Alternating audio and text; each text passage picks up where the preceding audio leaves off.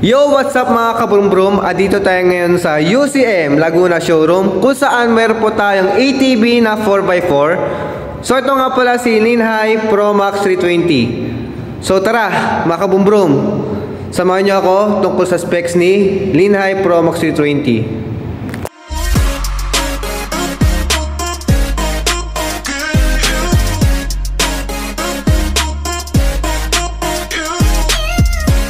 So mga kabrum-brum, ito nga pala si Linhai Pro Max 320. Ang kanyang specs is 4x4.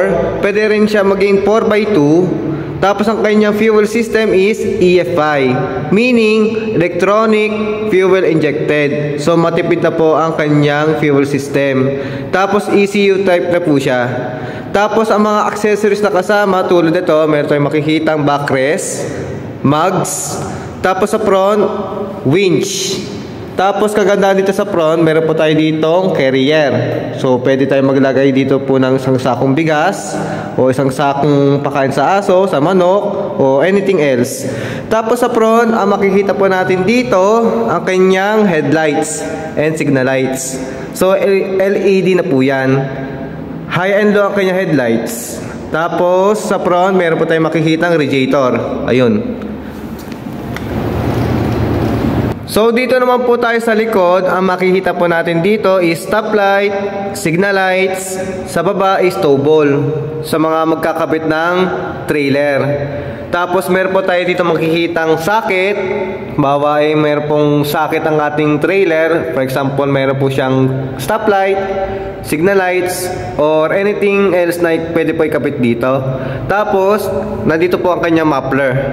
Tapos kagandahan dito kay Linhai Pro Max 320, hindi na po siya chain drive dahil 4x4 na po siya. So ito, makita nyo po ito. Tapos monoshock po siya. Tapos disc brake, ayun. So dito naman po tayo sa top view. So ang una po natin makikita dito is ang kanyang panel gauge. So buksan po natin.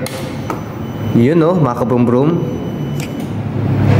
So ito po ang kanyang gear position, kung naka-neutral, high gear, low gear, and reverse. Tapos ito ang kanyang kilometers per hour.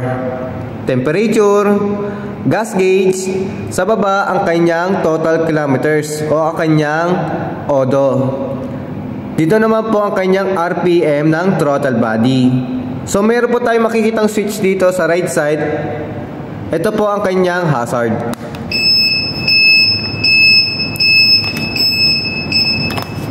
So sa taas naman po ng panel gauge, ang makikita po natin dito ang kanyang neutral, high and low na kanyang headlights, signal lights o hazard, reverse light, tapos ang kanyang check engine. So ito turn off po natin ang kanyang panel gauge para makita po natin ang maganda.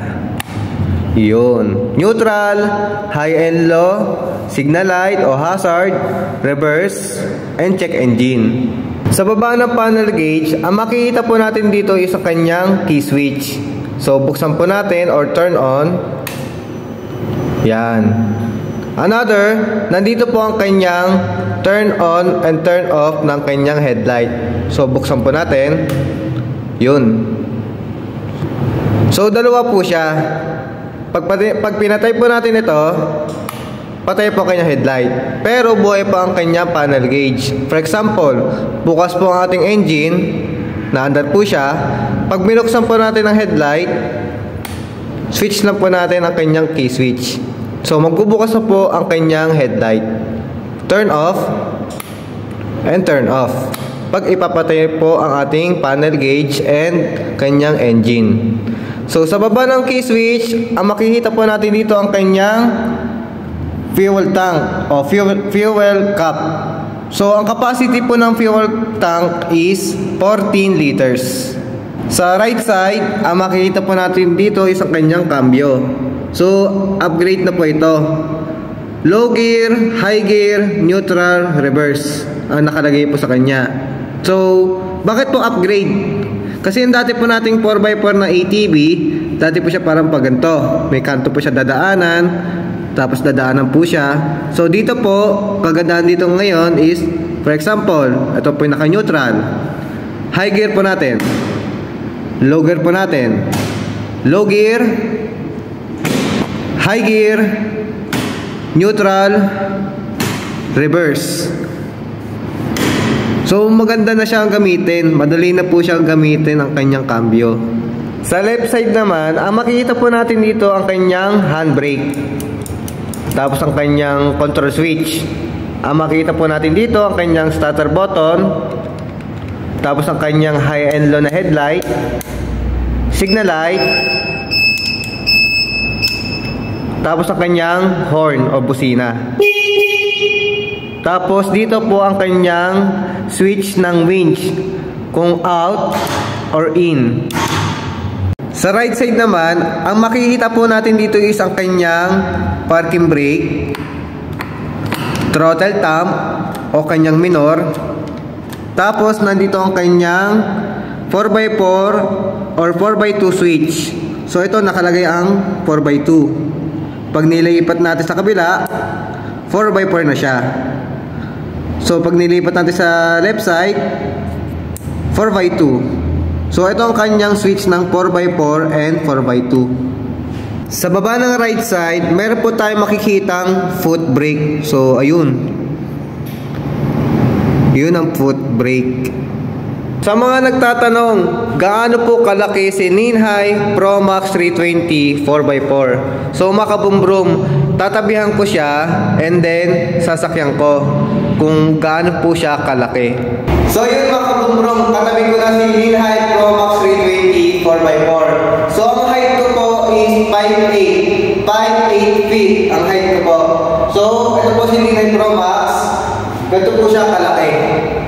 Tapos pag sinakyan ko po, ganito naman po siya kalaki. So yan, 2-seater po siya. So pwede po tayo magsakay na passenger sa likod. So ganito po siya kalaki. So ayun, mga kabumbrum, sa mga naghahanap na ATV na 4x4, eto na yon, Ninhai Pro Max 320 4x4.